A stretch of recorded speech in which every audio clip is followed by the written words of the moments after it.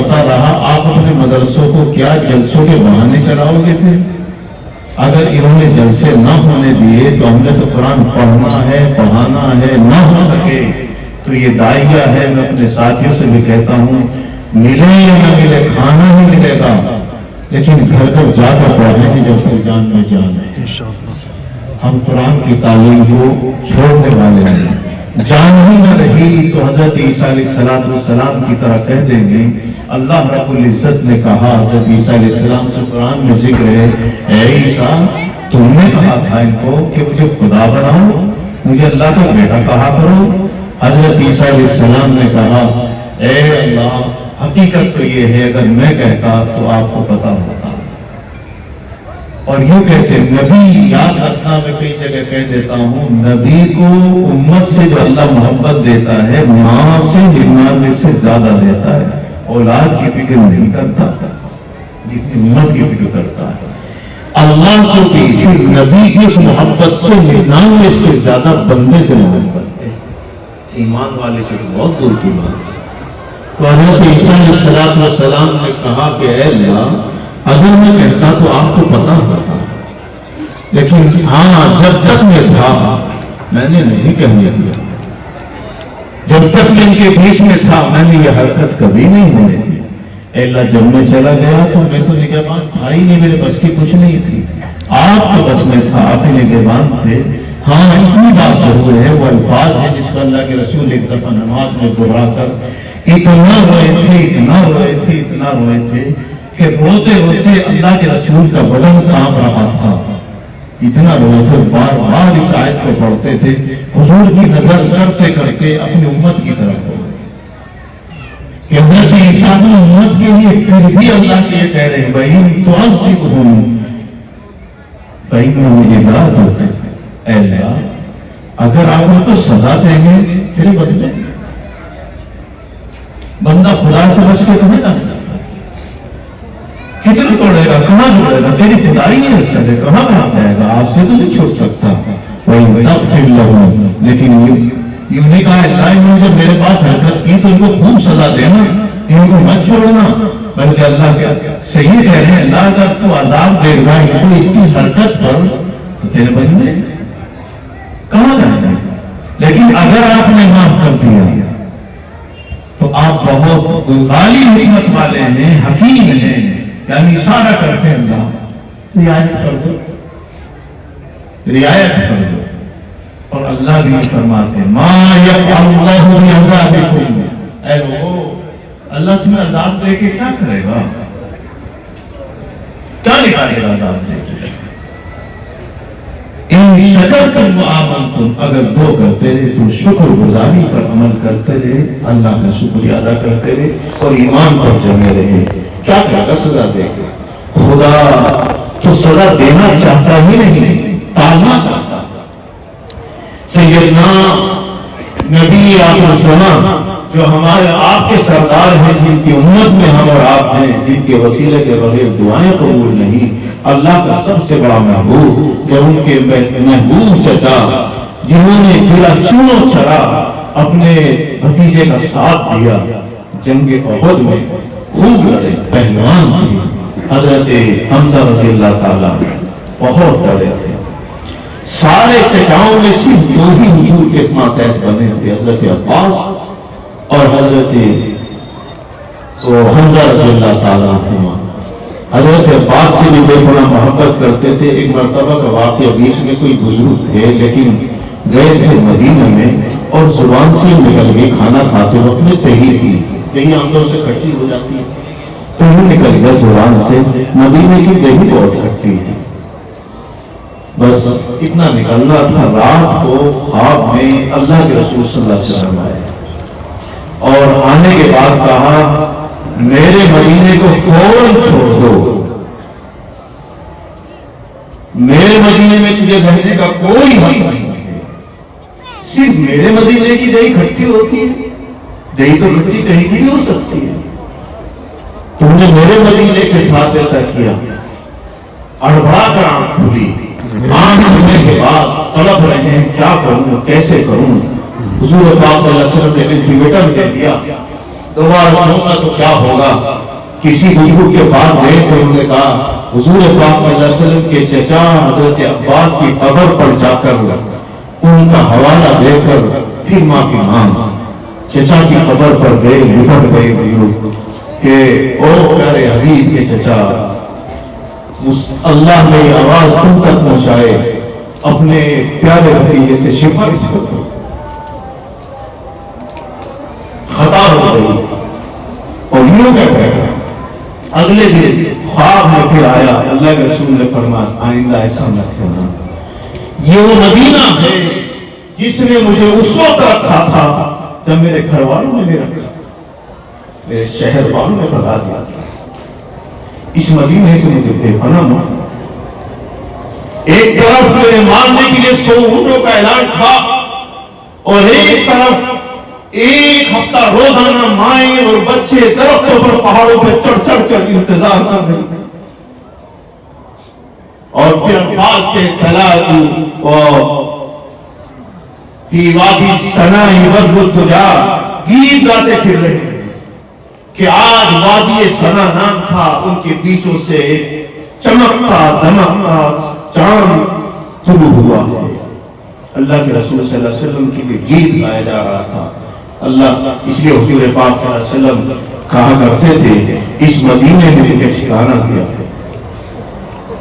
اسی لیے جب فتح مکہ ہوا تو اس مکے کے موقع پر اللہ کے رسول صلی اللہ علیہ وسلم نے اعلان کیا تھا کہ جو گھروں میں رہ جائے گا اس کو بھی امن, جو ابو سفیان کے گھر میں چلا جائے گا اس کو بھی امن, اور جو اللہ کے گھر میں جا کے چھپ جائے گا اس کو کیسے چھیڑ سکتا ہوں, جو خدا کے گھر میں چلا جائے گا.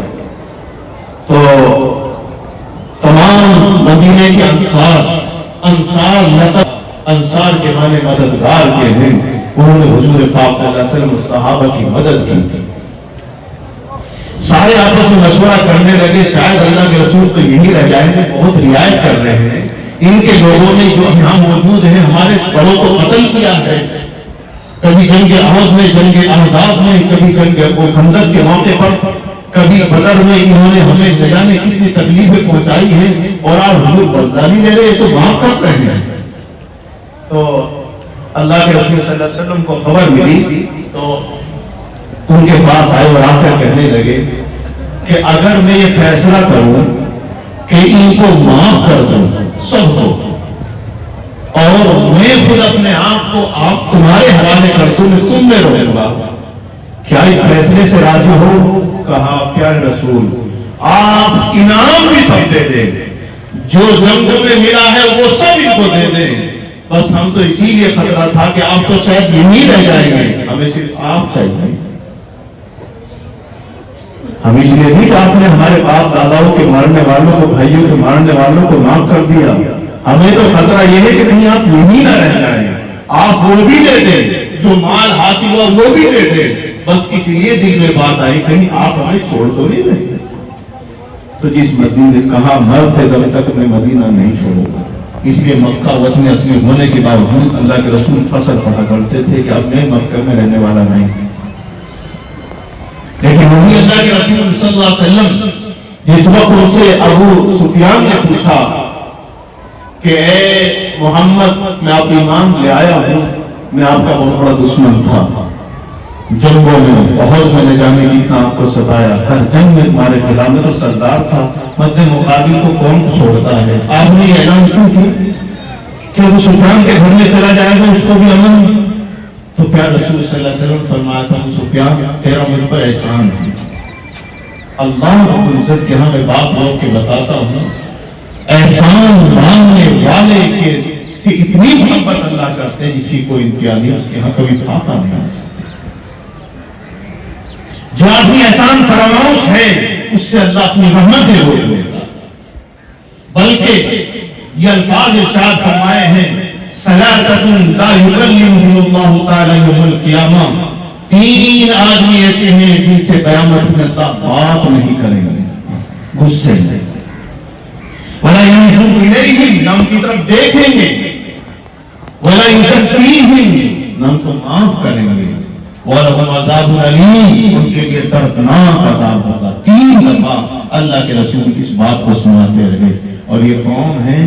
تین حضرت ابو ذر غفاری سن رہے ہیں اور سنتے سنتے جب 3 دفعہ اللہ کے رسول یہ کہہ رہے ہیں تو کہا خابوا وخسروا من یا رسول اللہ، برباد ہوں، ہلاک ہوں، کون منحوس لوگ ہیں یہ 3؟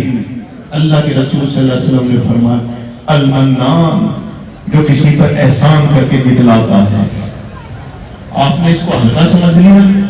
آپ نے کسی آڑے وقت میں کسی کا ساتھ دیا تھا، اب اس کو بار بار ہر جگہ پر ذلیل کرتے ہیں کہ پتا ہے، بلکہ اس کو اس کی اولاد کو تیرا باپ ٹھیک مانتا ہوں میرے گھر پہ آیا تھا، تم دے رہے تھے یا ذلیل کر رہے ہیں؟ کیا کہے گا بس اوقات، کاش میرے باپ نے اس سے کبھی پیسے نہ مانگے ہوتے، یہ کہے گا وہ۔ اللہ رب العزت کی یہ چیز پسند نہیں ہے۔ اللہ بھی مومن ہے، اس کے احسان کو جو فراموش کرتا ہے اللہ اس سے اپنی نعمت کو روک لیتا ہے، توجہ روک لیتا ہے، اور جو شکر گزاری کرتا ہے اللہ کہتے ہیں اس کے گھر کبھی روزی ختم ہوگی نہیں۔ اگر شکر کرتے رہے کبھی روزی گھٹتی نہیں، یہ ناشکری گھٹتی ہے۔ اور دوسرا وہ شخص ہے العاق، جو ماں باپ کا فرما فرمان، اس سے بڑی کوئی ہو سکتا ہے دنیا میں اللہ و رسول کے بعد اگر کسی کا احسان ہے تو ماں کا یا باپ کا ہے۔ جو ماں باپ سے اچھے الفاظ سے نہیں بول پاتا، سختی سے بولتا ہے، یا ان کو بڑھاپے ان کا ساتھ نہیں دیتا، یا سرعام ان کو ذلیل کرنے کی کوشش کرتا ہے، اس سے بڑا احسان فراموش کون ہوگا؟ جس ماں نے پیٹ میں رکھا ہو، جس ماں نے خون جو دودھ بن کے نکلتا ہے وہ پلایا ہو، جس ماں نے گود میں رکھا ہو۔